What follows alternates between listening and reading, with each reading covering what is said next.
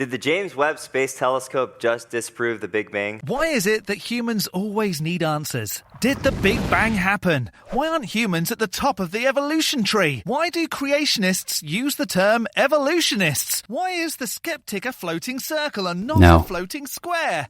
Find out the answers to some or none of these as Answers in Genesis gets some things mind-blowingly wrong. Hello, I'm the Skeptic, the British floating circle that watches people make extraordinary claims and then explain why I don't accept what they're saying. Answers in Genesis have answers from Genesis, apparently, explaining life's hows and whys from a biblical worldview. Their words, not mine. I was lucky enough to be asked by Paulogia to appear on Ham and AiG News with Emma Thorne in August 2022, but because of that, Answers in Genesis videos now appear on my feed. Ugh. Thanks, Paul. But before we discover some creationist fantasy, if this isn't your first Skeptic video, hit the like, the subscribe and the bell. That would be the answer to my prayers. And a super thanks to those that hit super thanks over the last few videos. Chris Mountainay, Elizabeth Cooper, Rob Christopher, Travis White and Russell Kufal. Lisa the Rainbow Giraffe bestows leaves upon you all. More hen. So, did the James Webb Telescope accidentally destroy Big Bang Theory? What is an evolutionist? Hello, my name is Bodie Hodge. I'm here with Dr. Gabriella Haynes and with Rocket Rob Webb. Oh, that's a risky nickname. Nothing to do with the video, but all I can think of is South Park and Red Rocket. Poor Rocket Rob. Anyway. And we're going to dive into some of these subjects. Particularly, we're going to dive into that James Webb Telescope, some of its new images, and what that means. We're going to have a few other news items as well. But let's go ahead and dive into that first one. James Webb Space Telescope shows Big Bang didn't happen. Wait. It's all in the delivery there, Bodie. It should have been more like, James Webb Space Telescope shows Big Bang didn't happen. Wait. I mean, I shouldn't be helping you out here, but come on, read it right. This comes from Mind Matter News. Is that your cousin? That's my long-lost, distant cousin from twice removed and blah, blah, blah. Well, I mean, technically, we all go back to the same set of parents, so we are technically related, but... Oh, which parents are those? Adam and Steve? With the answers found in Genesis, Adam was the first man, right? But the God thing took a rib, without consent, I might add, and then made another human. But since Adam's genetic makeup was male, and only male since he didn't come from a female, there'd be no female genetics to pass on to make Eve. I guess this is more magic explanations. Yeah, tell us just a little bit more about this. I know you're bit of a rocket so this guy. is something that we've been studying. We've actually been writing about, me and Danny Faulkner. We just did a live reaction video on this not too long ago. The first images came out, I think, on July 11th, some of the first images that they were producing. So, and just in case you guys aren't aware, this James Webb Space Telescope, this is the huge $10 billion observatory that was launched just last Christmas, went up and actually wrote just a quick article on that as well. If you guys go onto our website, you can learn more about how do we actually view these type of missions from a biblical worldview. Or read that as, how can we take science, which is getting better and better, day in, day out, and make it fit the young Earth creation story that a God did it? I can't believe there's a team of people whose job it is to bend science to make it seem as though there could be a God. Definitely go check that out. But yeah, I mean, we can obviously spend billions of years on this article. See how much time we have left here. Creationist jokes are so funny. So what's been happening is we have a lot of these images that are starting to come in.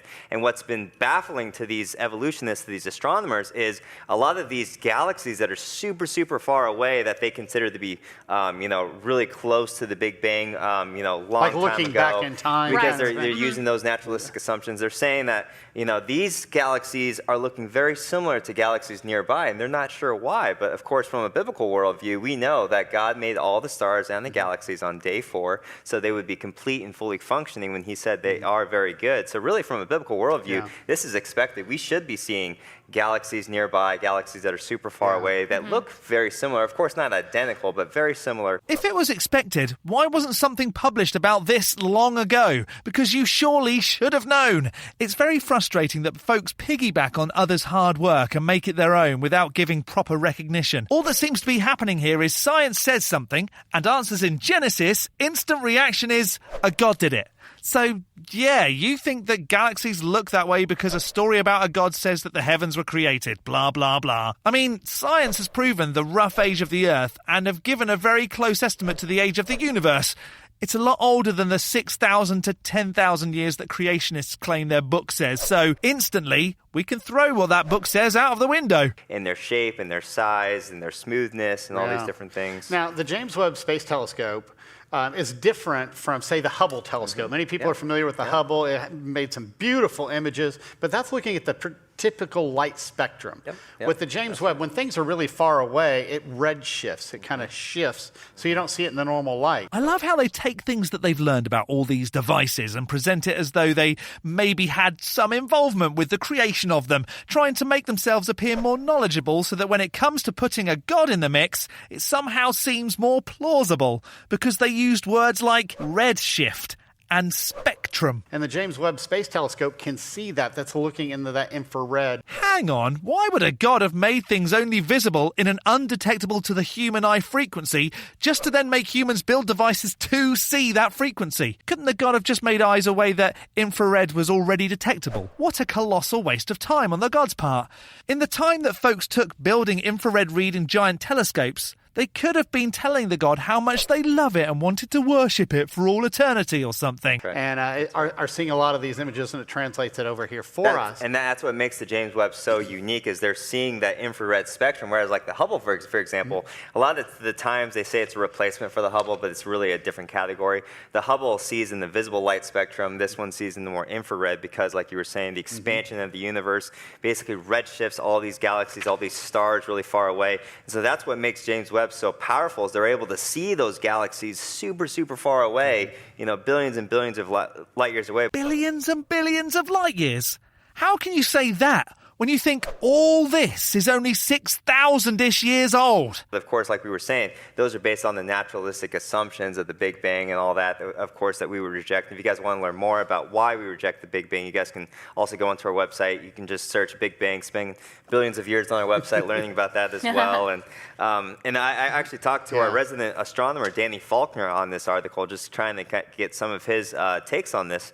And basically, he said, as creationists, it's great that we recognize that the Big Bang didn't happen, but let's not get too excited about it. If you guys read this article, there's lots of different astronomers that they're interviewing, but although they reject the Big Bang, they're giving alternatives that are no better, maybe sometimes even worse, right? Are some or all of the alternatives worse because none of them include a god? I think it's very exciting that all this is getting discovered, and we, as a species, are getting closer to explaining why there is a universe, or at least where the local universe came from and what's happening to it. They're not starting with the standard of God's word, which doesn't change. Rather, that's a reminder that we don't build our worldview on the shifting sands of man, because man's opinions are going to be changing left, right, and center. I mean, we even see that now. They're questioning whether or not the Big Bang is going to happen, but rather than trusting God's word, which stays consistent generation after generation. And why would the book stay consistent? Because people think it's the word of a magic sky wizard and are scared to change it, maybe? It's a book. Of course it doesn't change, unless it gets changed by people who wrote the book. Like they do in science, giving the best possible understanding at the time until a better way of explaining and demonstrating it happens to come along. So of course the Bible's consistent. Consistently immoral in its way of explaining how to treat certain people, be it killing babies, telling women they should be subservient, or how to own people the correct way. If this book was true, I have way more morals than that to listen to what it says. Okay, so one of the things that happened, right, all these people were looking forward to seeing these images, these deep space images, and when they started seeing them, they were surprised. Why exactly were they surprised? They were predicting certain things from a Big Bang model, and they didn't see that. Right. And that's why everybody's a little nervous. In their Big Bang story, and really it's not a theory, we call it a story because the theory requires evidence and all that. It's really more of a hypothesis. A story? Yet all the collections of words in a leather-bound book is the word of a god? What the... It hurts my brain, really. In their hypothesis, they assume, after 500 million years, you'll have all these galaxies that are fully formed, After a few 100 million years, you start having stars pop up and all these different things. So they had all these expectations, And when they're looking at this evidence, that's what they're expecting to see, and they're not seeing that. So now they're having to fall back on all these rescuing devices, while saying, okay, we have to now, if they do accept these distances as they are, of course, then they're going to have to rewrite all the galaxy formation, star formation, and all that. And they even mentioned some of the rescuing devices they have in there. They talk about the dark matter, all of a sudden being able to form these stars very quickly, and basically just trying their best to still hold on to that naturalistic assumption. But why wouldn't they hold on to something that can be explained by naturalistic means? Since that's all we have in the real world. There's no way to demonstrate things supernaturally because things outside of reality haven't ever been demonstrated.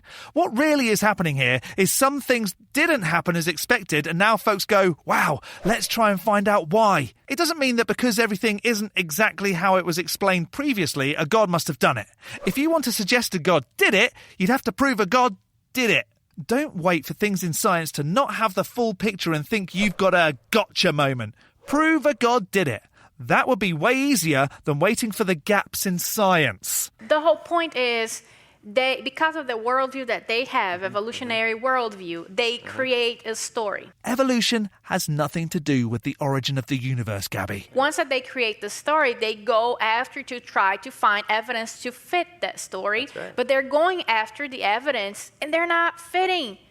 Because it's just imagination. The amount of projection here is unreal. When they create the story, they try to find evidence to fit that story. Who are we talking about here? But they're going after the evidence and they're not fitting. Exactly. Evolutionists, and I'm using that term ironically here, get frustrated that the God claim story doesn't go with the evidence. Because it's just imagination. And the second Gabby realises she's actually describing herself here, her mind really will be blown. You know, and that's the big problem. And I just reminds me the Ray Comfort video, Ray Comfort talking, and then when he's talking to one of the paleontologists, and it's just like, the problem with people that don't believe in evolution is because they don't have enough imagination. And that's all about imagination, you know? The irony of Ray Comfort saying that you need imagination to believe, accept evolution, because let's face it, with the overwhelming amount of evidence that shows how evolution works, at this point it's just how things are, and people choose not to accept it as the truth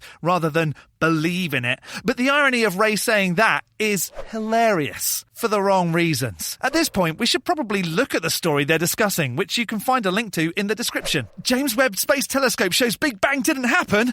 Wait! Titles are there to grab your attention and make you want to read more. This is just clever writing, almost clickbait. The wait is more like, hang on, let us explain. More likely to be read like this after you actually absorb the words. James Webb Space Telescope shows Big Bang didn't happen. Wait. See? To everyone who sees them, the new James Webb Space Telescope, JWST, images of the cosmos are beautifully awe-inspiring. But to most professional astronomers and cosmologists, they are also extremely surprising. Not at all what was predicted by theory.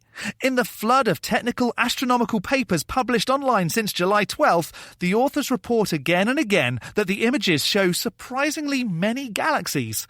Galaxies that are surprisingly smooth, surprisingly small, and surprisingly old. Lots of surprises, and not necessarily pleasant ones. One paper's title begins with the candid exclamation, "Panic!" Well, I found that article, and it's absolutely, quite obviously a play on words with Panic at the Disco.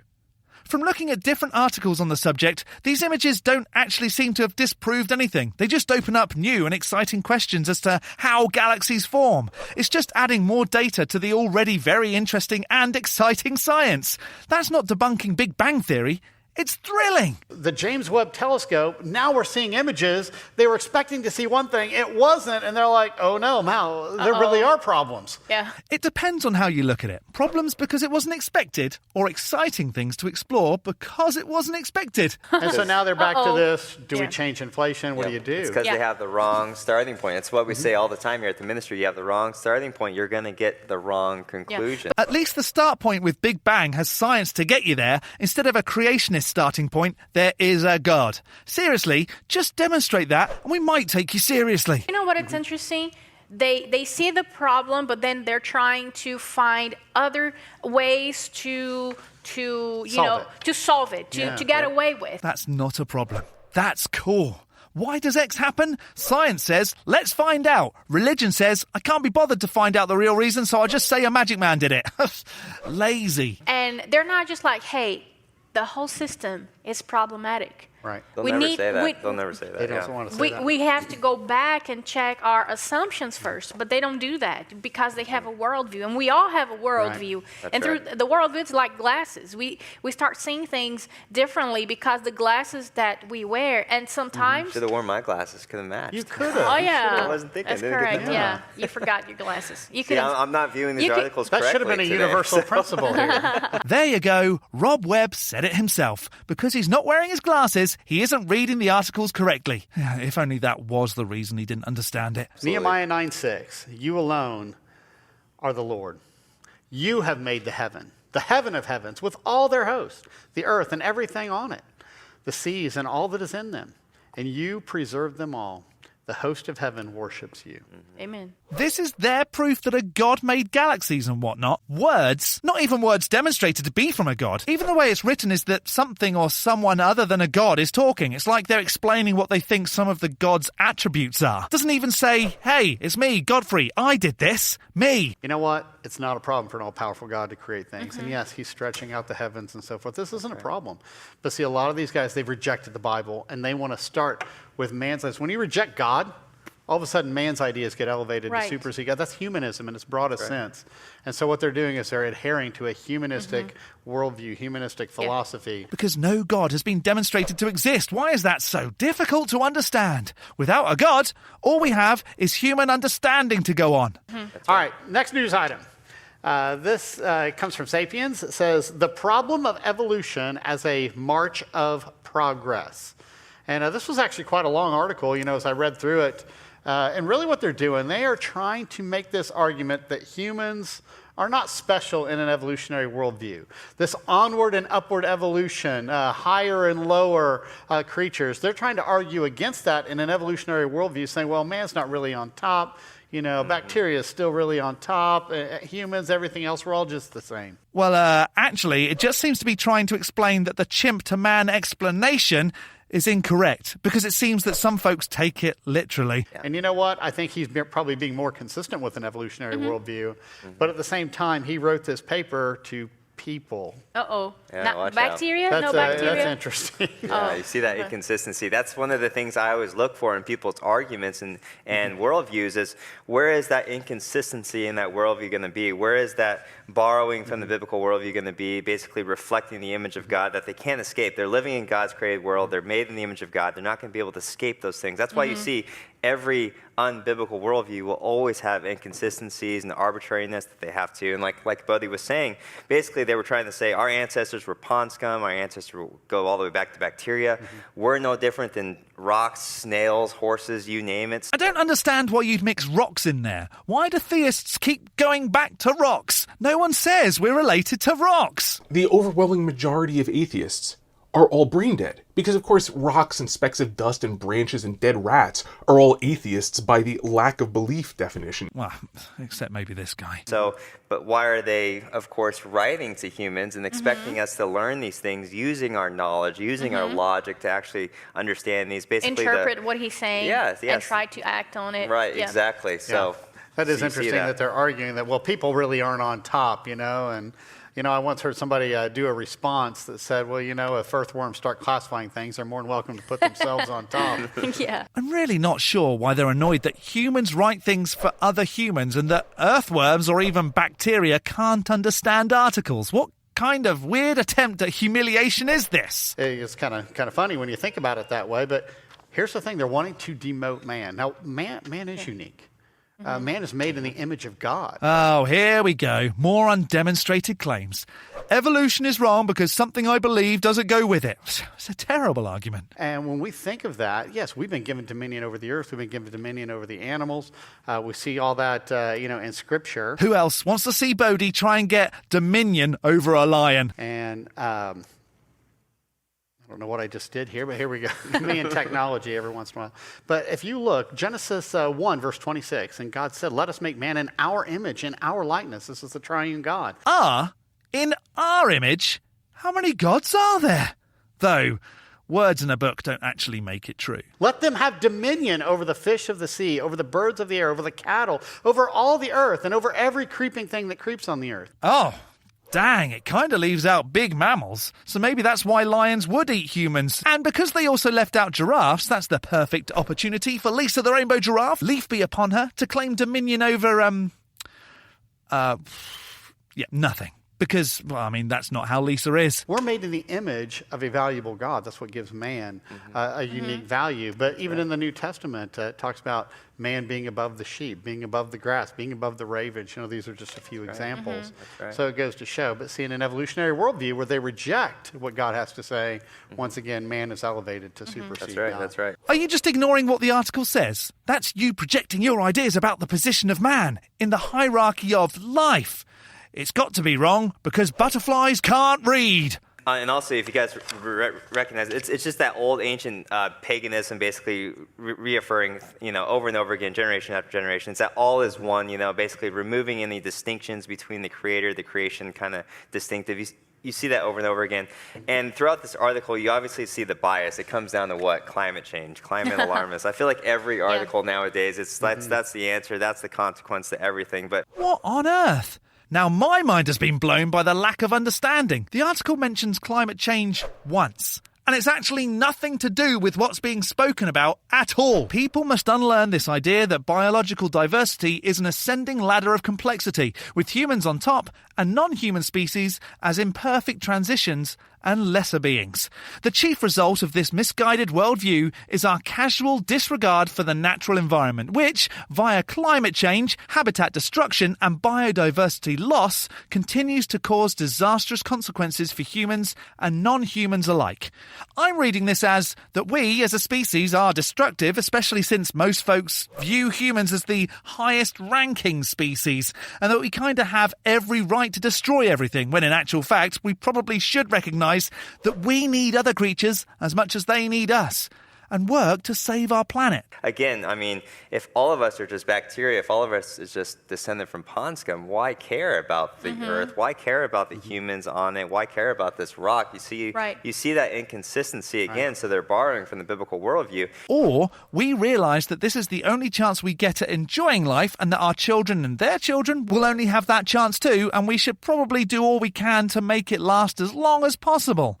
No stolen biblical worldview there, so stop making stuff up. And at the same time, they're trying to condemn people, that basically say, if you don't care about climate change and you don't care about the planet, you just want to trash all the resources here. But that's actually a straw man. We actually do care for it because God commands us to take dominion, to have good biblical stewardship of the earth, of everything around us. We don't want to just trash it. We want to take care of it, of course, but we want to do it from a biblical worldview. We don't want to worship the creation. We want to worship the creator who made the creation. So the only reason you're taking care of things is because you think a being told you to, whereas someone who doesn't believe in that being takes care of it for the benefit of future generations.